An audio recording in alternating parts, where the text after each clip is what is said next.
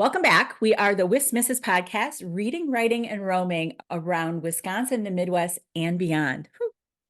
I'm Valerie Beal. I'm one of your hosts, along with TK Sheffield. I write books and stories for readers and viewers who want to laugh and escape.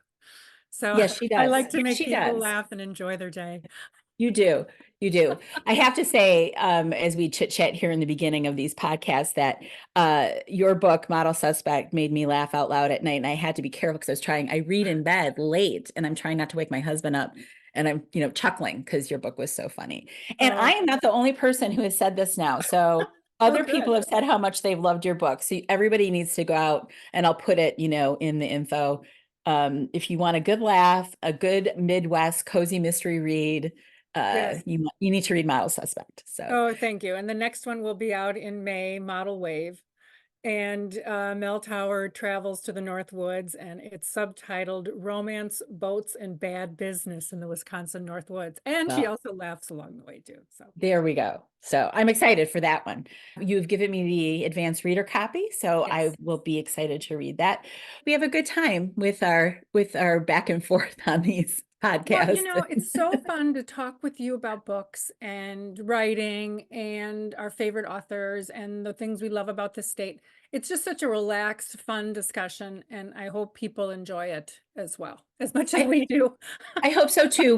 We do have a growing, listenership or viewership, and we'll have the links out there. We do now have the ability for you to, if you like to listen on Spotify or you like to listen via Apple Podcasts, we are now there as well. We'll have links for everybody so that if you prefer that. But of course, if you want the full video experience, here we are.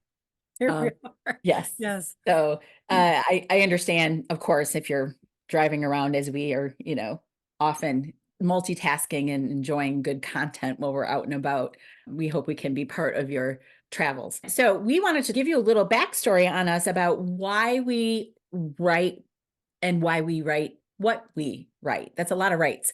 Often when I'm interviewing other authors, and I'll kick this off with a question then to you, Tracy, what brings you to storytelling? Why do you write?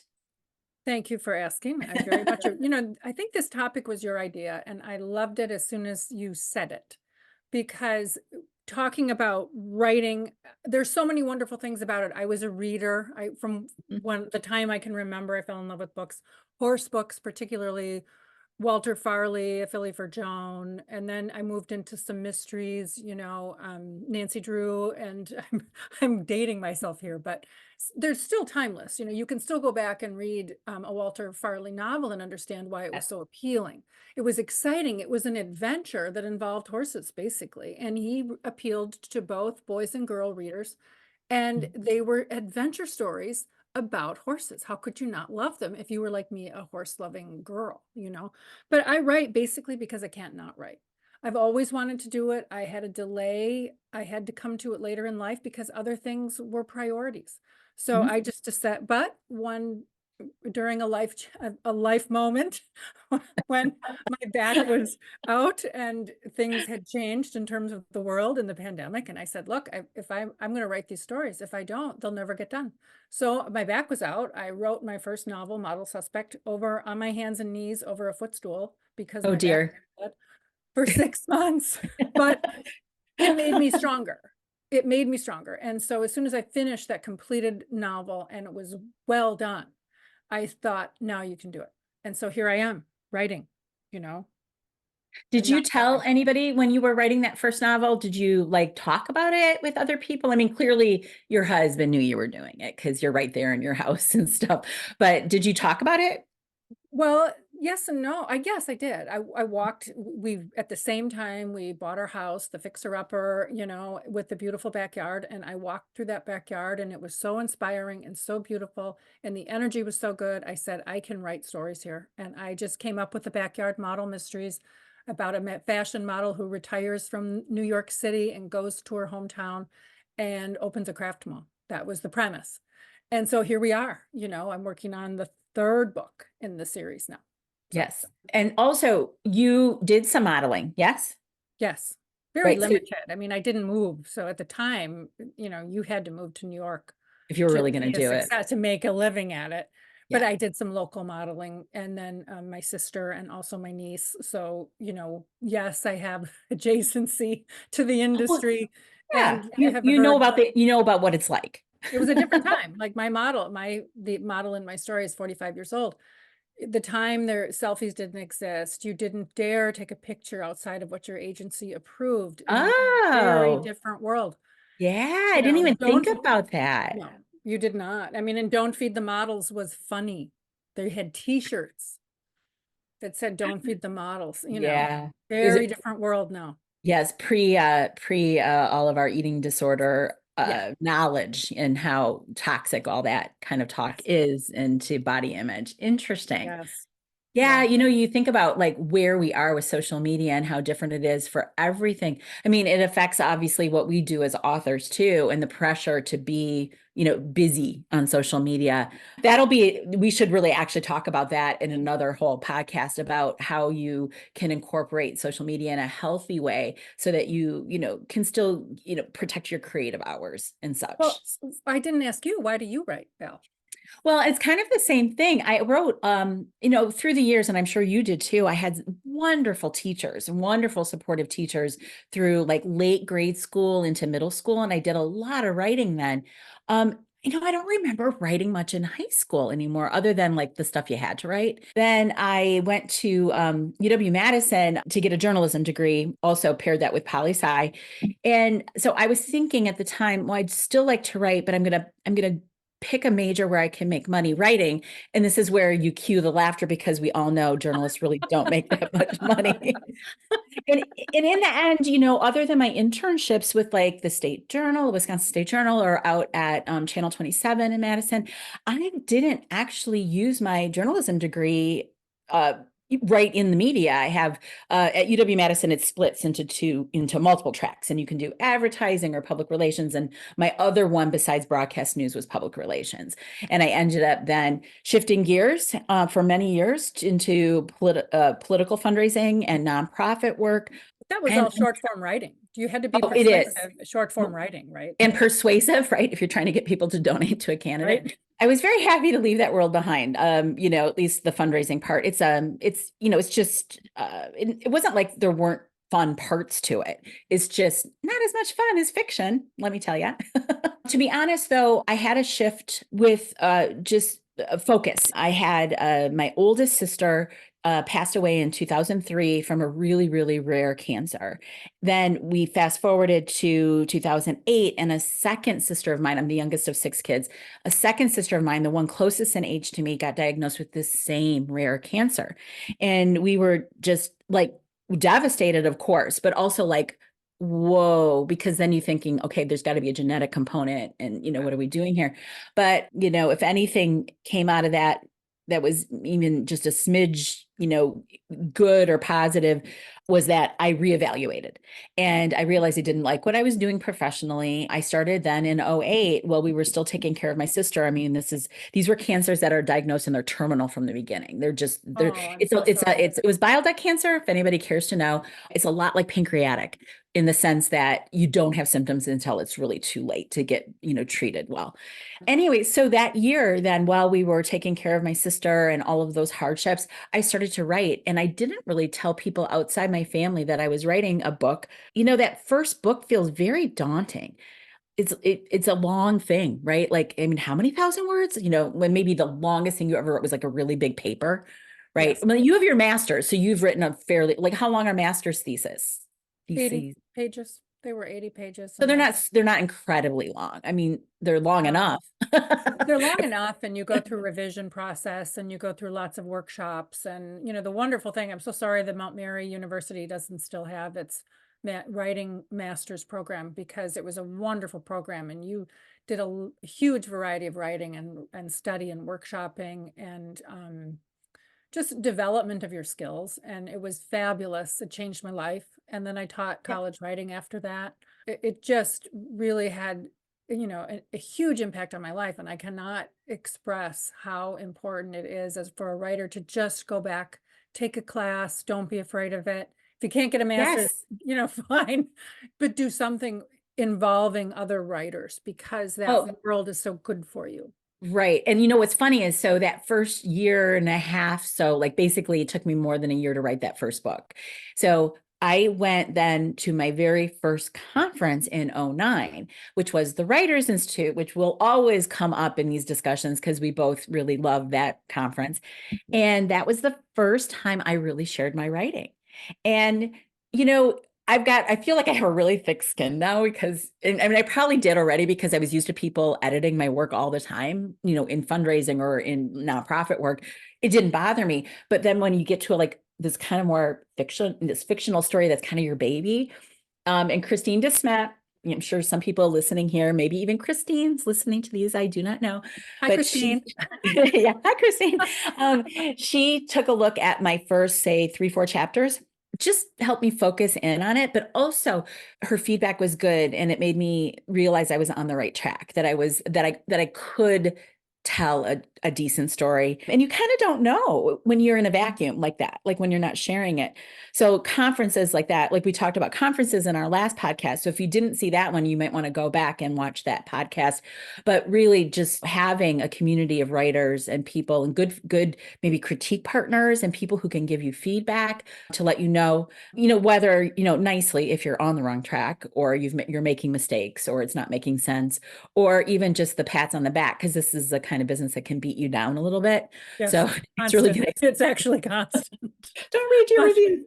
but the good thing about that, and the older I get, the more positive ideas and energy I want to spread. I've just resolved that that's what I want to do. That's why I write books. That's why I'm writing romantic comedies in addition to the Yes. comic cozy mysteries. I want to leave behind a legacy of joy, a legacy of funny books that that make people smile and maybe bring a theme or an idea to your life, such as Know Yourself. My romantic comedies Hmm. is about Cupid who comes and lives on Earth as a matchmaker because he's so dismayed about the modern state of romance. And one of the themes in that first book in the series is Know Thyself. There you go. And if my books can spread that kind of self-awareness, then I can go to the great beyond very happy. I think romance writing often, I've been to, romance writer uh, conferences, right? Mostly I've been at those conferences for marketing sessions, presenting marketing, Mhm. concepts And to you're an authors. excellent marketer. I want to put Thank in you. this is a plug for Val. She is a fabulous book marketer. So if you need someone, contact her. Well, and part of that is too, is I spent so much time doing like, marketing and public relations, is that when I did shift to writing and then independently publishing my own work, I had a skill set that was very useful. Also, there were things I had to learn, but as I learned things along the way, you make mistakes, and I don't want other people to repeat those mistakes. This is why I also help other authors now too, just to make your writing life less stressful, a little Right. easier. Right? Yep. But I think too, like on the romance topic, it can get a bad rap, but I think for my books too, is that if people are just entertained for the time that they are reading that story I wrote, if all it is just entertainment for a few hours, I'd love for people to think about things later. And I think that you've got really good themes that run through your books. And I hope I do too. I hope people are, but it's sort of the same theme, which is trust your instincts, know yourself. My main characters in the books that are out in my Circle of Nine series, that's really what that's focused on too. Well, Um, and the last podcast, we talked about what reading and writing can do for you. I think it's exercise for your brain. And at the same mhm, time, it's that glimpse into another person's soul, into their mhm. mind. It's your one chance to be able to see how someone else thinks. And if you can reflect on that and say, I may or may not make that choice. I think she made a good choice. I think she made a bad choice. And here's why. What would I do in that situation?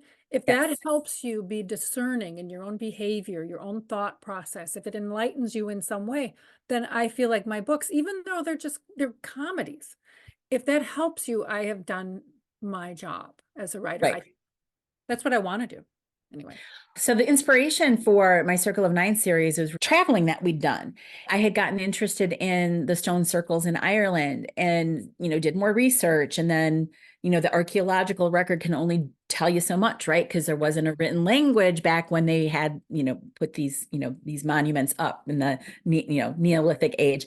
So then I went to mythology. So like there's this like dotted line for the things that I was, feeding my brain with. It ended up all coming together in the stories, the backstory of my main character, and, really what their focus is with the Circle of Nine. I feel like travel feeds your brain in the same way. Mhm. So when we're out traveling to different, locations, and my husband and I are big travelers, I always find something that piques my interest. And I'm thinking, I want to know more about that. And then the way my brain works is I start to turn it into story or back. Yes. But I Right. do that. I do that even if I'm sitting out and about, like you're at a cafe and like, like a teenager comes in with their mom and they're like bickering and you're like, ooh, and you don't want to, Yep. you kind of like listen in just a little bit. Well, that's, why do you write? It's because I can't not write, because there's stories everywhere. There's intrigue everywhere. Who knows? There's motive everywhere. I mean, it's out there. Writers are often pretty good observers of human behavior so that we could put it all back in our stories. Well, and do you have books? I remember reading the James Herriot, All Creatures Great and Small. Now, I loved animals. My very first job was cleaning a veterinary clinic. I cleaned cages Ah, after school, and I was a horse girl, so I cleaned stalls for riding lessons. I couldn't get enough of it. it was like your swap. So you did the work so that you could Yeah, have writing lessons. yeah. Ah, Oh yeah, we all did that, right? Every horse kid did that. You clean yep. stalls or clean tack to get your riding lesson. But James Herriot wrote All Creatures Great and Small, and it was hilariously funny. It highlighted an industry that nobody else really had written about in a Mhm. creative way. And that book had such an impact on me. I read it over and over. I have a copy in my office. It made such a huge impact, and I remember thinking to myself, I'd love to write a book like that. Now, Yes, minor fiction, his was creative right. nonfiction, but it made a huge impact on my writing voice, my writing style, and the legacy that I wanted to leave. And that was just a book that changed my life. Well, and I think too, you were talking about the books that you read. So in my office, and I'm not going to pivot around, but I've got a wall of bookshelves here, and I have all the Trixie Beldens. Do you guys remember Trixie Belden? You Yes. know, gotta love Trixie and, Honey and all those wonderful characters. And then the Nancy Drews, Little Mhm. House on the Prairie books. Mhm. What else I have? And then we move up into Twilight. Yes, I do have a signed Oh, you copy of do? Twilight. The Harry Potter books are over there as well. They were coming out as our kids were getting old enough and aging up to read them. But the first ones I had to read chapter by chapter to them. But reading was always part of my life growing up too. Like if it wasn't my mom, it would have been one of my older siblings reading bedtime stories to me. That was the bargaining thing. Like, how Yes. many did you get? Right. Yes. I want Yes. this Yes. many. So then we carried on that tradition and always read to our kids. That love of reading and story. And I just think it's such a gift. And I'm very grateful that I had been given that. And I'm not sure I would be a writer today or I'd be the writer I am if I didn't have had that instilled, the love Yes. of reading. And Yes. almost everyone, if you're a writer, you probably are, or you should be a big reader. Big reader, Yeah. and I have a read, William Faulkner, I have a quote right here. Read and you'll absorb it. Read, I think his quote is much longer. Read, read, read, read, read, and you'll absorb. But it is such a passive way. I used to tell my writing students this. Read. It's a passive way to learn vocabulary and Mhm. punctuation and the joy of language, even if it's a poem. I have a book of Yes. poetry right next to my desk here. If it's 5 minutes, I understand that's all some people have every day. That's how busy Oh, they for live. sure. 5 minutes with a poem, 5 minutes with a quote, and think about it.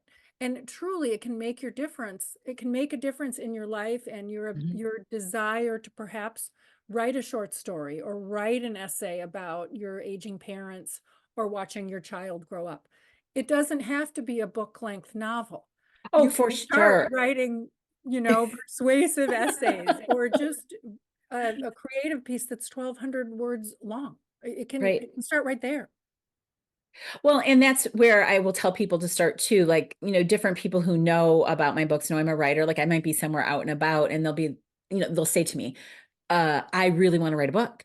And I often say, well, what kind of writing have you done recently? Like, are you journaling? Are you writing short pieces? Because there's a lot of people who want to write a book, but then you have to then exercise your writing muscles, You right? do. You really do. And I think it's easier, that entry point is easier with a shorter piece. Try some flash fiction, Yes. 500,000 words, like you say. And even if your poetry is not great poetry, you're thinking, about the lusciousness of different word choices and really the beauty of language, like you say. I mean, I'm sure you've experienced this where you have perhaps read the first paragraph or chapter and you're like, that was beautiful. Or even Yeah. a first line and you're like, ooh. And you go back and read that line again and you're like, Mhm. oh, I am in the hands of a good storyteller. Yes. Absolutely, absolutely. And you can just open the page of a book and find one in many, many cases of your favorite novels. And I have I even greeting cards. Greeting cards can be poetic. I have this one that's right next as we started our podcast. I was Oh. doing, I was on with the Midwest Writers Room. I hosted one, and then I was, the interviewee on one.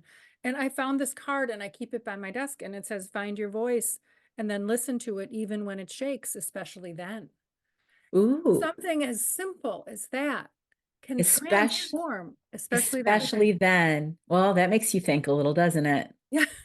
Well, it says, write your story, sing your song, speak truth into the hard spots, and find your voice, then listen to it, especially when it shakes, especially then. So, and the writing equivalent is writing something down and thinking, oh, this is horrible. I have to edit it. Yes, you do. You have to revise it, but that's when it shakes, especially then. So you do it, you put it on the page, you read it, you revise it, you leave it alone, you come back to it. That's the Yes. process of writing, but it's worth it. Yes, and I think we should talk maybe a little bit about the way we write or our process of writing too, and how we come to our writing. For me personally, my ideas for my stories have come to me in many different ways. I talk about travel being an inspiration, but other times it's been like this idea of a character, or maybe it's just one particular scene that I know has the ability to expand outward to a full story. So I can't say that I start with one thing. Every book is different. How do you tend to start, your stories? I mean, you've got a series going now, so you've got a character already established. But otherwise, like, where do your little gems come from where you go, oh, yeah, there we go? Oh, that's an excellent question. Well, I have to say, walking in my backyard was an epiphany for the Mhm. backyard model mysteries. It just came together, and I thought about it and thought about it, but the stories just came. Her name came to me. Her foil, her cousin, her comedic foil Yeah. came to me. Her two love interests, they were very real to me. And now that I'm into my third one, Model Suspect, Model Wave, and then Model Ghost will be out this fall.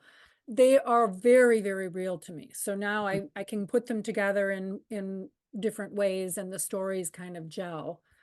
I did have to think of those. The setting was really what the inspiration was. The Cupid paranormal romantic comedies, that was actually my thesis for my master's. Oh, was it? Yes, that was How my fun is thesis. that? It just, I was looking around at the modern state of romance, and I thought, what's going on? Are dating apps really making it better?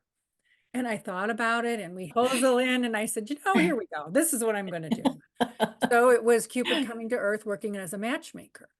And I've loved the premise ever since. I had other things going on, obviously Backyard Model Mysteries and that, but I did put together the manuscript that is now on the finalist. The manuscript itself is the finalist, double finalist in the Chanticleer Book Awards. Oh my So goodness. So you've got a really good shot.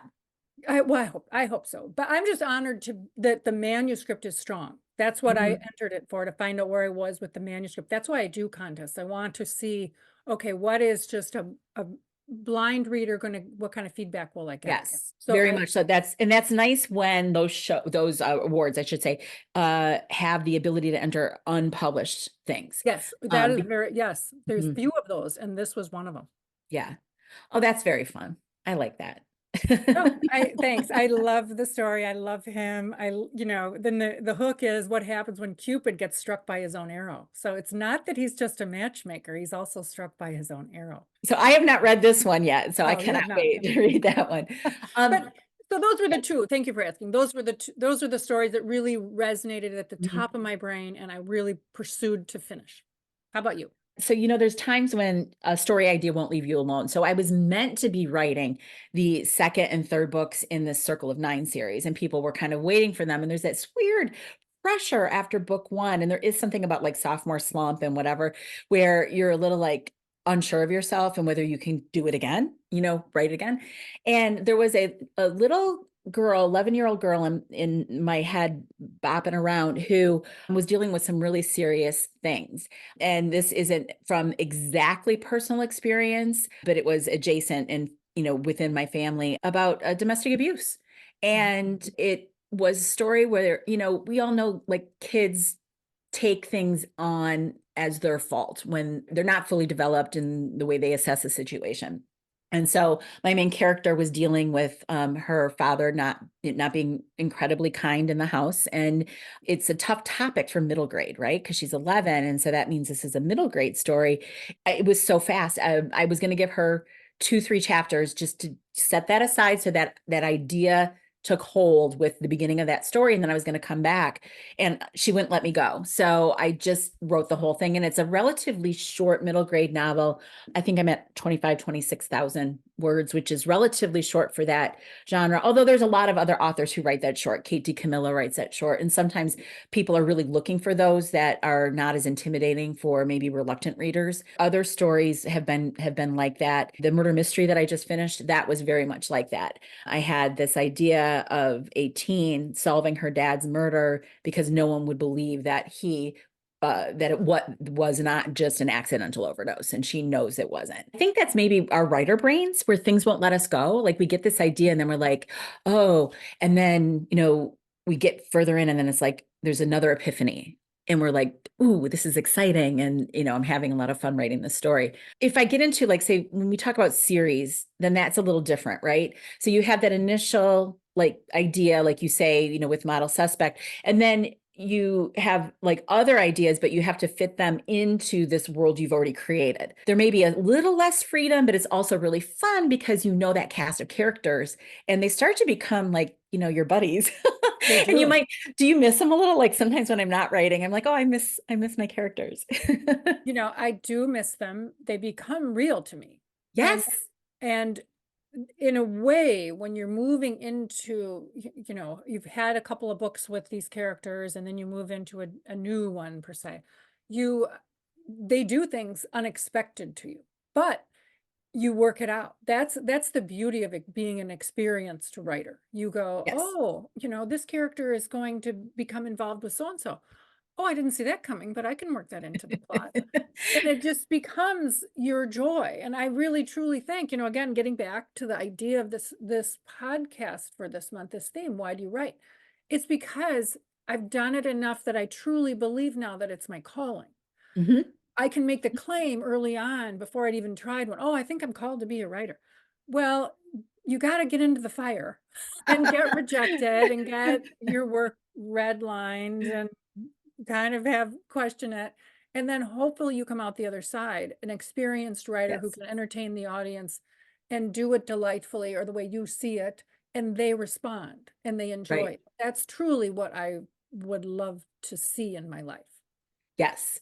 And I think that's it too. And I don't know, are you the youngest in your family? Yes. And see, I am too.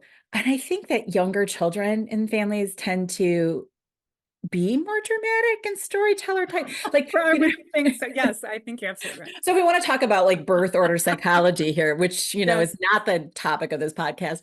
But I think it's an interesting thing is like we've had to be maybe more, I don't know, just more Yes, I think sometimes so. too. And I'm an Aries too, so I don't know how it all combines. I It's know got its that could actually positives and be. negatives.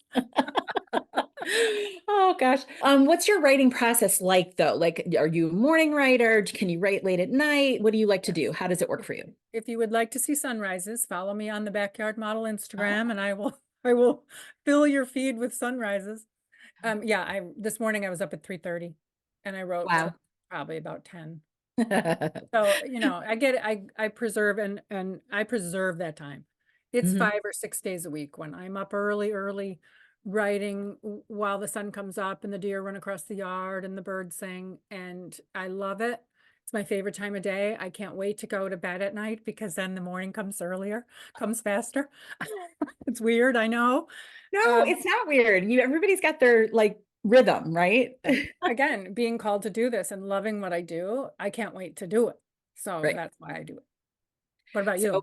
Are you a for night me, owl? You're a night owl, aren't you? I'm a night owl, not for writing though. So my best writing is earlier in the day. And then I'm also balancing my client work where I help other authors with marketing. I set aside certain days of the week that are for writing. And I've tried to do, I'm going to work on client work for 2 hours and then the rest of the day is writing, or vice versa.